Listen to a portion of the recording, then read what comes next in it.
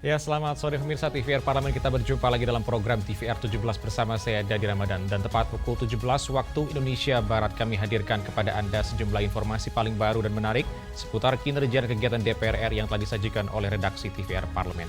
Dan pemirsa TVR Parlemen, inilah TVR 17 selengkapnya.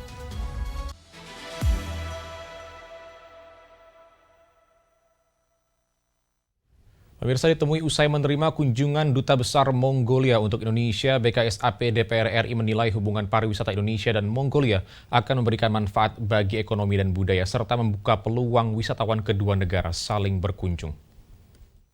Hubungan diplomatik Indonesia-Mongolia telah dibangun sejak tahun 1956. Hubungan bilateral juga ditandai hubungan di tingkat parlemen.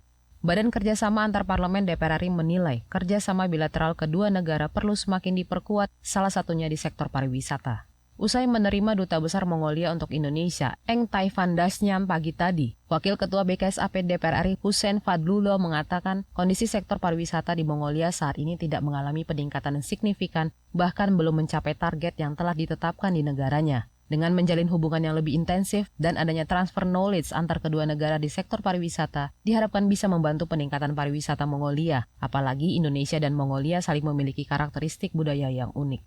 Dan juga mereka berharap tentunya supaya ada saling berbagi informasi mengenai destinasi di Mongolia dan juga Indonesia, supaya bisa lebih mengenal ya. Tourism itu menjadi salah satu topik yang memang menjadi pembicaraan selain edukasi, ekonomi dan lain sebagainya.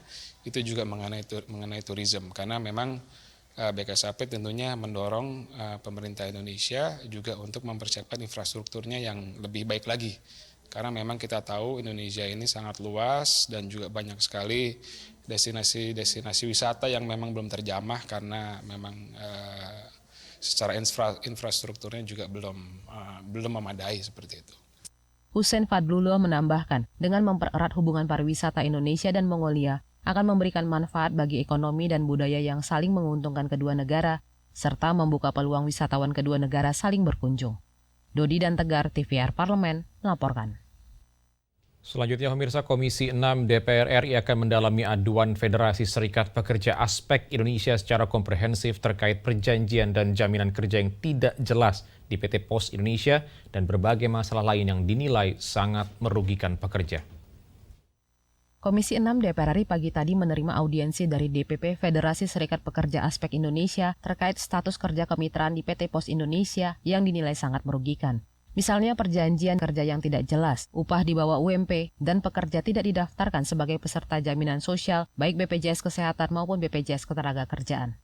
Anggota Komisi 6 DPR RI Rizal Bawazir menilai ada kesalahan aturan yang ditetapkan PT Pos Indonesia sehingga para pekerja mitra tidak bisa mendapatkan hak sebagai pekerja sesuai yang diatur dalam perundang-undangan. Komisi 6 DPR akan mendalami aduan Federasi Serikat Pekerja Aspek Indonesia secara komprehensif. Mungkin PT Pos itu juga memikirkan buat laporan keuangannya dia, labanya mereka ya. Apa masalahnya sebenarnya? Ini yang kita harus ketahui dulu dengan PT Pos. Tapi kita tahu, semua tuntutannya tahu, mereka ada beberapa hal yang sebenarnya hak mereka bisa didapatkan ya. Cuma kita harus diskusi dulu dengan PT Pos. Sementara itu, anggota Komisi 6 DPR Subardi mengatakan, persoalan yang dihadapi para pekerja mitra PT Pos Indonesia merupakan salah satu dampak dari masih minimnya lapangan pekerjaan di Indonesia. PT Pos Indonesia perlu melakukan revitalisasi aset sebagai salah satu pendapatan perusahaan agar hak para pekerja bisa terpenuhi. Sehingga kerjaan apapun yang itu dapat masuk, untung rugi nggak urusan. Hasil tidak usah, tapi dapat diterima. Seolah-olah begitu. Nah, oleh karena itu saran saya, ya udah revitalisasi aja nih PT Pos ini. Apakah dibubarkan? Apakah digabungkan dengan berapa yang apakah bank atau apa, sehingga aset itu bisa dimanfaatkan. Andini dan Edo, TVR Parlemen, melaporkan. Anggota Komisi 3 DPR RI menilai rancangan Undang-Undang Kitab Undang-Undang Hukum Acara Pidana atau KUHAP dapat memperbarui aturan yang telah ada namun sudah tidak relevan dan memastikan keadilan bisa diakses semua orang secara merata. Pembahasan revisi Undang-Undang Kitab Undang-Undang Hukum Acara Pidana atau KUHAP masih dilakukan karena diharapkan bisa selesai pada masa sidang ini. Dalam proses pembahasannya, Komisi 3 DPR RI meminta masukan dari berbagai pihak, salah satunya Komisi Yudisial. Anggota Komisi 3 DPR menilai dalam revisi Undang-Undang KUHP perlu diatur jaminan perlindungan HAM dan keseimbangan antar penegak hukum. Rudianto lalu menyampaikan adanya masukan dari Komisi Yudisial terkait larangan bagi hakim menangani kasus jika memiliki hubungan kekeluargaan. Masukan lainnya terkait pengawasan terhadap hakim oleh Komisi Yudisial. Pengawasan tersebut perlu dilakukan terhadap perilaku dan tindakan hakim pada semua tingkatan peradilan. Dalam revisi Undang-Undang KUHP juga diusulkan adanya perlindungan bagi terdakwa dan tersangka selama proses penyidikan. Ya kan, dalam membuka perkara itu kan terbuka untuk umum, ya kan? Ada juga tertutup, yang mana kasus terbuka untuk umum, yang mana tertutup. Bagaimana mekanisme proses banding, kasasi sampai PK, itu juga diatur. Bagaimana hak ingkar hakim tidak boleh menangani kasus kalau melibatkan keluarga, hubungan suami istri, bila mana ada kasus dugaan tindak pidana yang ancaman hukumannya di atas 5 tahun. Itu wajib. Kadang-kadang seorang terdakwa yang notabene orang miskin tidak mendapatkan bantuan hukum, ini penting, wajib diberi bantuan hukum. Rudianto lalu berharap RUU KUHP bisa memperbarui aturan yang ada namun sudah tidak relevan dan memastikan keadilan bisa diakses semua orang secara setara. Dengan begitu, sistem peradilan pidana di Indonesia bisa berkembang menuju arah yang lebih transparan, adil, dan berorientasi pada perlindungan HAM. Bondan dan Domi, TVR Parlemen, melaporkan.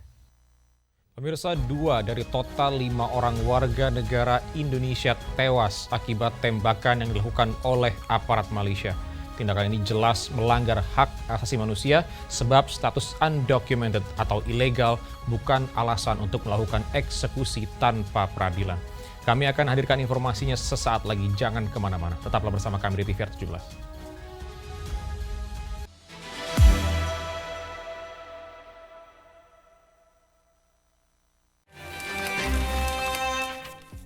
Sekarang kita sedang ada di balik kursi. Wah, di balik kursi ada sofa kayaknya.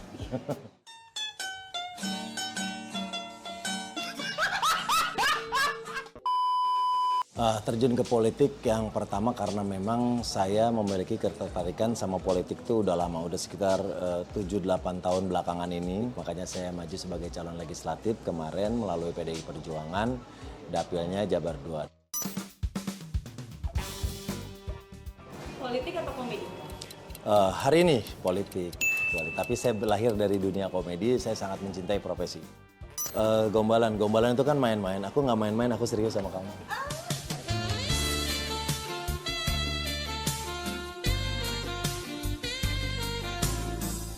Segera, hanya di TVR Parlemen.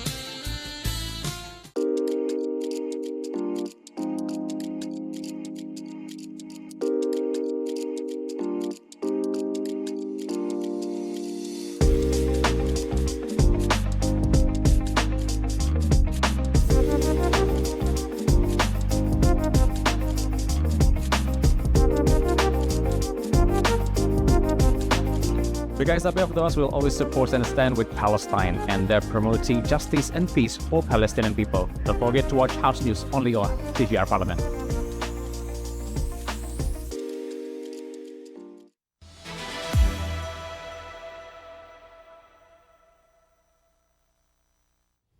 Kembali TVR 17, pemirsa, kasus penembakan warga negara Indonesia oleh aparat Malaysia menunjukkan sikap abai dalam upaya persuasi, pemberian peringatan, dan tindakan yang sifatnya melumpuhkan.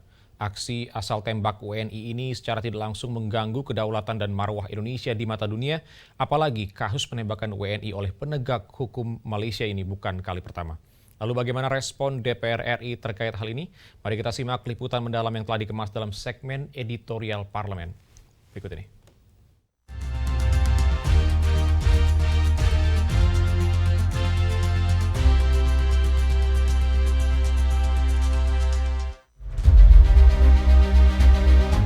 Salah satu korban kritis dari penembakan agensi penguatkuasaan maritim Malaysia akhirnya meninggal dunia pada 4 Februari 2025. Artinya warga negara Indonesia yang tewas menjadi 2 dari total 5 orang korban tembak. Tindakan agresif penembakan warga negara Indonesia atau WNI oleh aparat Malaysia ini jelas melanggar hukum hak asasi manusia secara internasional. Meski pada saat itu status warga negara Indonesia dinyatakan ilegal. Sebab status undocumented atau ilegal bukan alasan untuk melakukan eksekusi tanpa peradilan. Penembakan tanpa keputusan pengadilan adalah pelanggaran hukum internasional. Dalam HAM, kejadian ini disebut summary execution atau extrajudicial killing. Seharusnya otoritas Malaysia mengikuti standar operasional prosedur atau SOP internasional, yaitu menghindari penyiksaan dan pembunuhan tanpa peradilan. Terlebih, aparat bersenjata Malaysia menghadapi pekerja migran yang tidak bersenjata. Malaysia abai dalam upaya persuasi, pemberian peringatan, dan tindakan yang sifatnya melumpuhkan. Aksi asal tembak WNI ini secara tidak langsung mengganggu kedaulatan dan marwah Indonesia di mata dunia. Apalagi, kasus penembakan WNI oleh penegak hukum Malaysia ini bukan kali pertama. Berdasarkan catatan Migrant Care, terdapat 75 kasus penembakan WNI di Malaysia dalam kurun waktu 20 tahun. Tak heran bila gelombang protes dilayangkan masyarakat Indonesia kepada Malaysia, termasuk DPR RI. Wakil Ketua DPR RI Cucun Ahmad Samsurijal bahkan menilai kasus penembakan WNI sebagai bentuk arogansi aparat Malaysia. Adalah hal wajar jika pemerintah Indonesia melakukan protes diplomasi kepada Malaysia. Ya, jadi tidak dibenarkan ya siapapun tentang bagaimana melakukan arogansi dengan alat apapun, alat negara, baik di pemerintahan kita maupun pemerintahan negara tetangga. Nah, kalau misalkan terjadian seperti ini, pemerintah kita harus segera melakukan komunikasi diplomasi dengan pemerintah tetangga itu dengan Malaysia. Ini lakukan penyidikan dan kita terlibat di sana. Jangan sampai apa yang diomongkan oleh kepolisian Malaysia dengan fakta sebenarnya ini malah nanti masyarakat kita tidak ada yang memprovokasi. Akhirnya DPR dengan tim pengawas pekerja migran, kemudian juga Satker yang ada di kita di Komisi 9 melakukan evaluasi dengan Kementerian Pekerjaan Migran supaya di depan.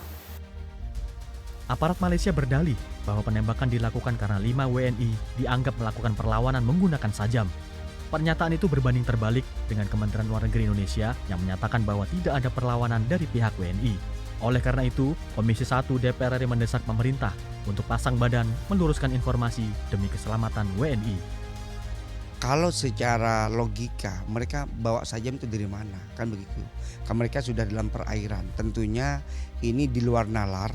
Tentunya kami apapun itu sifatnya, pemerintah Indonesia harus hadir memberikan pertolongan, perlindungan kepada warga negara kita yang ada di Malaysia, khususnya bagi mereka 5 korban ini. Berkaca pada kasus ini, pemerintah perlu berperan aktif melakukan diplomasi mendalam terkait jaminan keamanan terhadap warga negara Indonesia di negara lain. Ini perlu adanya tindakan nyata dari Menteri HAM bagaimana ke depan melakukan lobby, melakukan perjanjian atau apapun juga dengan negara tujuan Malaysia dan lain sebagainya. Karena pekerja migran ini adalah aset Indonesia yang beberapa lalu kan ditembak sampai mati, Pak. Ini bermuara atau bersumber daripada human trafficking, Pak. Nah, ini perlu kita perhatikan betul bagaimana human trafficking itu tidak terjadi. Kasus penembakan 5 WNI di Malaysia menjadi sinyal negatif terhadap manajemen imigrasi dan perlindungan tenaga kerja Indonesia di luar negeri. Indonesia bisa dikatakan sangat tergantung pada Malaysia sebagai destinasi penempatan pekerja migran. Tercatat, pada tahun 2024 ada sebanyak 51.000 pekerja migran di Malaysia.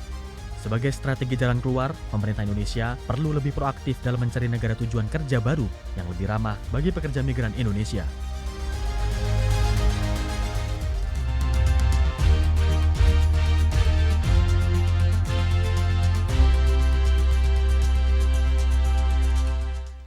Komisi 4 DPR RI berkomitmen akan terus mengawasi penyelesaian persoalan pagar laut sepanjang 30,16 km di perairan Tangerang setelah pembongkaran dilakukan. Kami akan hadirkan informasi selengkapnya saat lagi. Tetaplah bersama kami di TVR 17.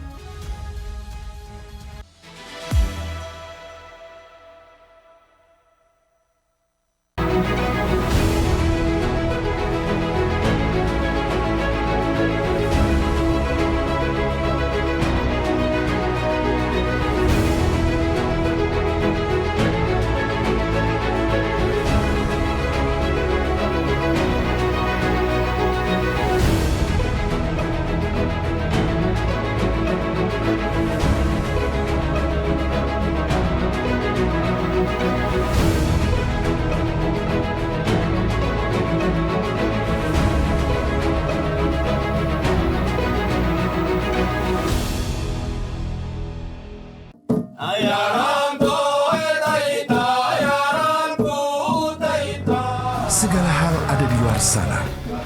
Lalui rintangan, terus bergerak, maju menembus batas. Jelajahi dan buktikan. Marilah kita memasuki acara ketiga rapat paripurna Dewan hari ini, yaitu pembicaraan tingkat 2 pengambilan keputusan atas rancangan undang-undang tentang perubahan kedua. Halo pemirsa TVR Parlemen, saat ini saya sedang berada di Desa Wairebo. Ketika aspirasi rakyat didengar, kami hadir sebagai media referensi Indonesia.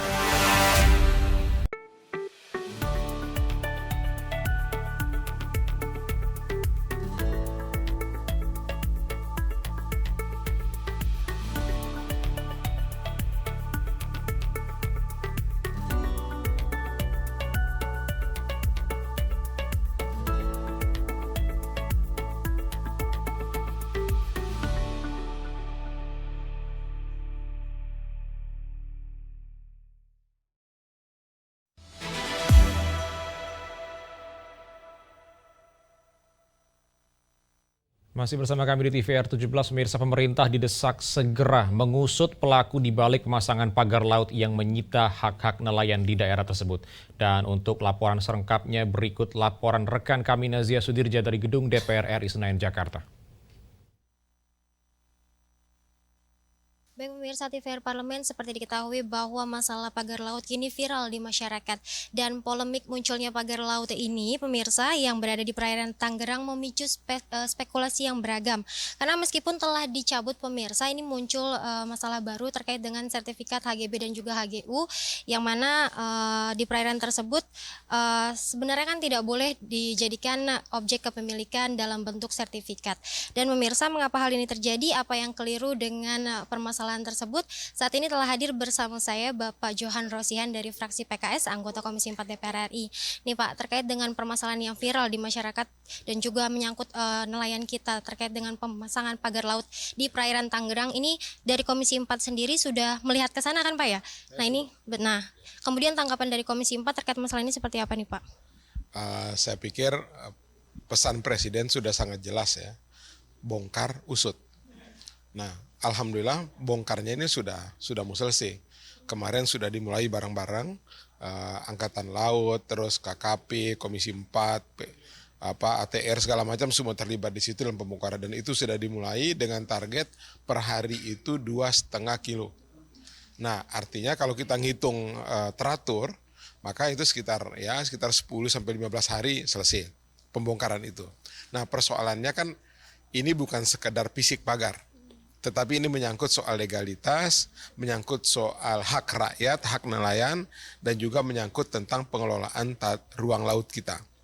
Nah, ini kan 3 hal yang perlu diusut gitu.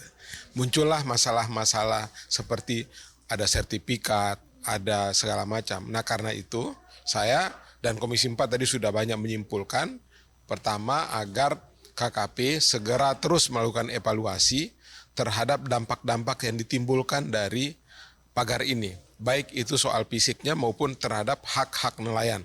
Tentu bukan sekedar membongkar pagar, tetapi kembali memulihkan hak-hak nelayan itu juga tidak kalah penting menurut saya.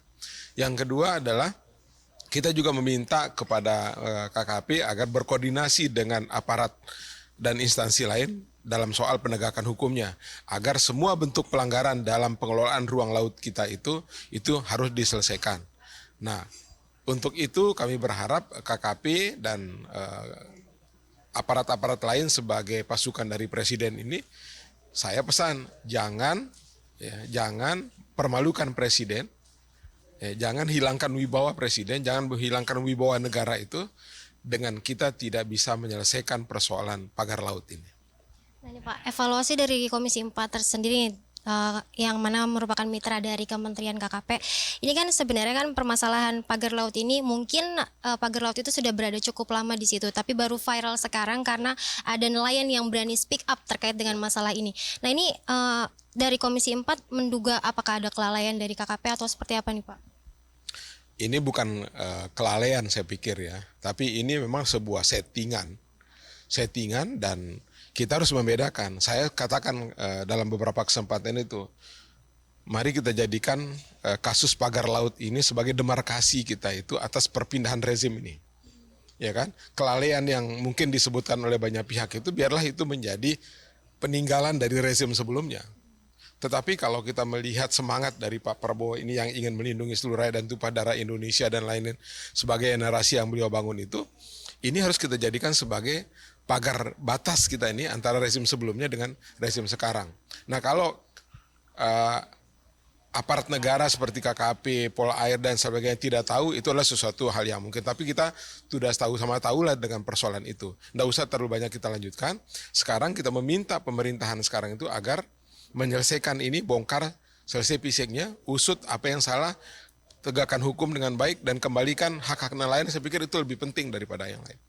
Nah, rekomendasi solusi dari Komisi 4 sendiri untuk jangka pendek ini seperti apa nih Pak? Kami tadi sudah memerintahkan KKP untuk segera terus melakukan evaluasi seperti yang saya sampaikan di depan tadi itu, terus berkoordinasi agar semua bentuk pelanggaran dalam pemanfaatan ruang laut kita ini bisa diselesaikan. Dan kita meminta waktu kepada KKP itu untuk melaporkan kasus ini, perkembangan penanganan kasus ini di rapat kerja berikutnya bersama Komisi 4. Ya. Baik, terima kasih Pak atas waktunya. Ya. Baik pemirsa, itu tadi wawancara saya dengan Bapak Johan Rosihan, anggota Komisi 4 DPR RI dari fraksi PKS, yang mana beliau mengatakan bahwa permasalahan pagar laut ini untuk segera diusut tuntas dan meminta KKP untuk melanjutkan investigasinya sehingga proses hukum dapat dilakukan kepada oknum-oknum yang tadi terlibat dalam pemagaran laut ini. Dan beliau juga menyampaikan untuk segera mengembalikan hak-hak para nelayan kita karena laut merupakan hak dari seluruh warga masyarakat Indonesia. Dan pemirsa, demikian yang dapat saya sampaikan. Saya Nazia Sudirja, kembali ke studio. Dan selanjutnya pemirsa, apa saja yang menjadi sorotan di media online nasional pada hari ini? Selengkapnya saat lagi, tetaplah bersama kami di TVR 17.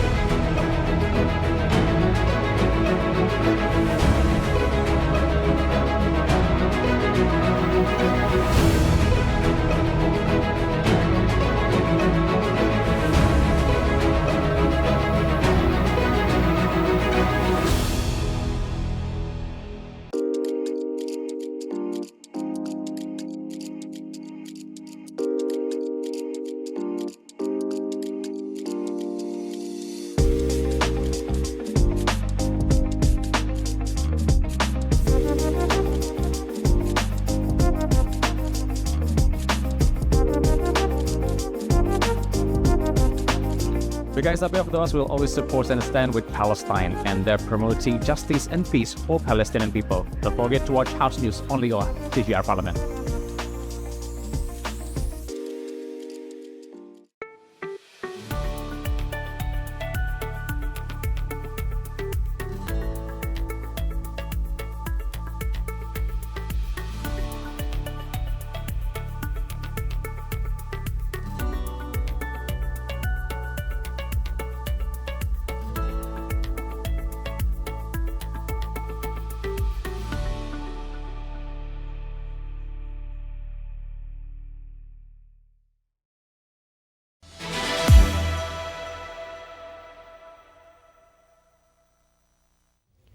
Terima kasih Anda masih bersama kami di TVR 17. Pemirsa, kali ini kita masuk ke segmen media online nasional dan mari kita simak isu apa saja yang menjadi sorotan media serta tanggapan dari sejumlah anggota Dewan bersama rekan kami, Anggun Oktarini.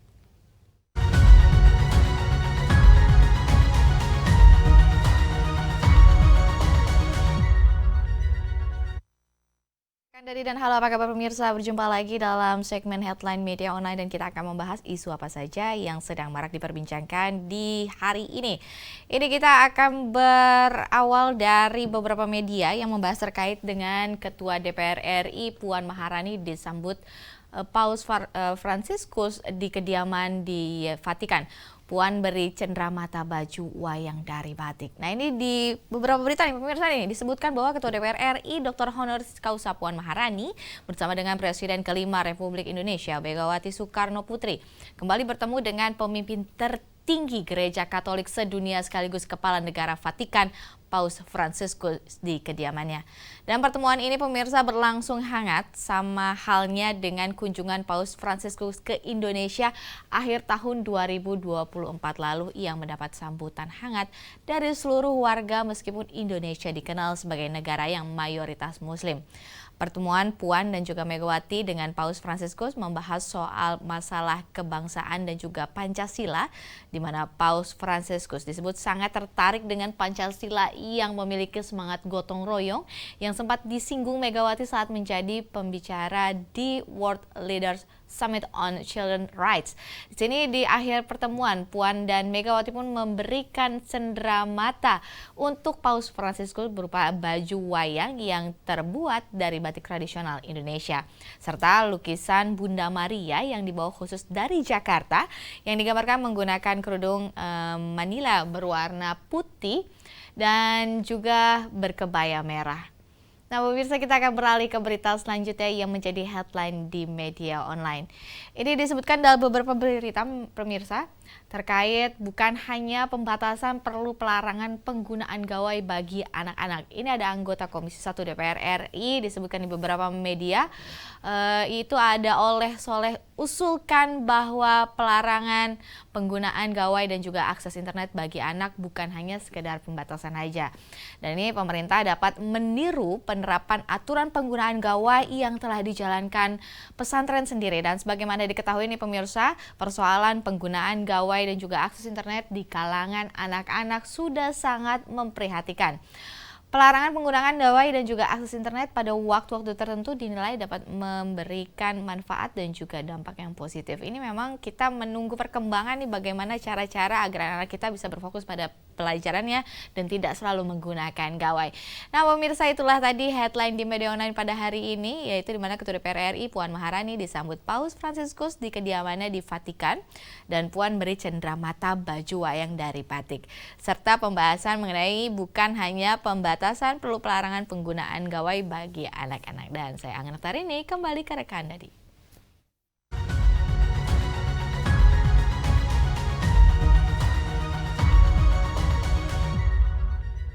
Baik, terima kasih rekan Anggun yang telah menyampaikan sejumlah update sorotan dari media online nasional pada hari ini. Dan segmen media online tadi sekaligus menutup program TVR 17 edisi sore hari ini. Saya Dadi Ramadan beserta seluruh kru TVR Parlemen yang bertugas mengucapkan terima kasih dan pamit undur diri dari hadapan Anda. TVR Parlemen, Referensi Indonesia.